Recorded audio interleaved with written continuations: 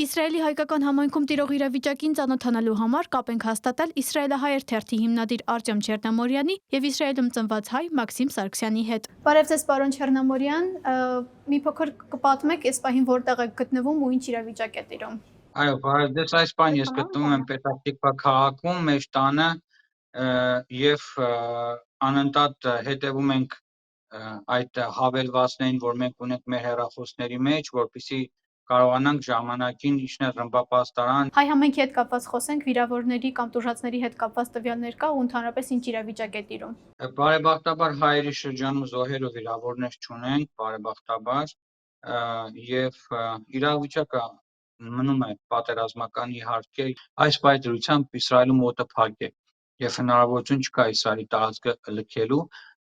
միայն ցամաքային երկու ճանապարհ կա, մեկը դեպի Հորդանան, մյուսը դեպի Եգիպտոս, սակայն Իսրայելի ազնագիր ունեցող Հայաստանի Հանրապետության քաղաքացիներին, ընդհանրապես Իսրայելի ազնագիր ունեցող քաղաքացիություն ունեցող քաղաքացիներին չի խրախուսվում որևէ մեկ ուրեմն անցագրային կետով անցնել սահմանը եւ մեկնել Եգիպտոս կամ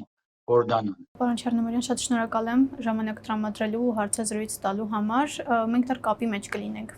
Դե կապի մեջ։ Այս պահին հարաբերական լրությունը հիմնականում ցերեկվա ժամերին լուր է, հազվադեպ ալենու որ ցերեկ ինչ որ հրճրակոծություն լինի։ Սովորաբար գիշերները, հա, մոտավորապես ժամը 12-ից մինչև արդեն լուսադեմ։ Մենք հրճրակոծությունից առաջ ստանում ենք ծանուցում, որ արագ պետք է մոտ լինել ապաստարաններին, առաջին ծանուցումը դա է ասում։ Ու դրանից հետո մենք մոտավորապես ամենաշատը 10 րոպե ժամանակ ունենք մոտենալ ապաստարանին։ Հանգիստ բնականում կյանք տագնապից տագնապ էսպես։ Ապրում ենք տագնապ ապաստարան, վերադառնում ենք բնականում կյանքի մինչև հաջորդ տագնապը։ Փորձեցինք կապ հաստատել նաև Իրանում գտնվող մեր հայրենակիցների հետ, բայց կապի դուրս գալ չհաջողվեց։ Ես էլ մերոնց չեմ կարողանում խոսեմ։ Իսկ ինչ են ձեզ պատմել ընդհանրապես իրավիճակի հետ կապված։ Նորմալ է, այնքան բան չի, ցենց խոչավ բանման չկա գոնե, ասենք ես հազիվ իրենց համոզեցի, որ ուղղակիորեն Թեհրանից դուրս գնան դեպի հյուսիս քրոջս տուն։ Իսկ երբանից իրենց հետ չեք կարողանում կապի դուրս գալ։ Այսօր առավոտվանից առավոտյան ամեն առավոտյան գրեթե մենք խոսում ենք, այդ ժամը 1-ից գրեթե չեն կարողացել խոսենք։ Ուղղակիորեն ինտերնետն է անջատած ըստ երևույթին։ Իսկ իրավիճակը ոնց են ներկայացնում, հաճախ են հարվածում։ Չէ, մեր տունը այնպեսի տարածքում է, որ ասենք այնտեղ ամենամոտիկ կետը, որը հարվածել է, մոտ 2 կիլոմետր հեռավորության վրա եղել։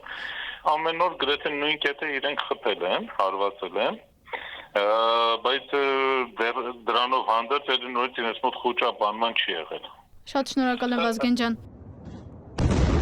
Թեհրանից դուրս գացողները շատ են, հիմա որոշները գնում են դեպի օրինակ հյուսիս կամ ինչ-որ միտեղ, որ ունեն դաչա կամ ավելի հարմար տեղ, որ էդի շատ մեծ բան է ստեղծել,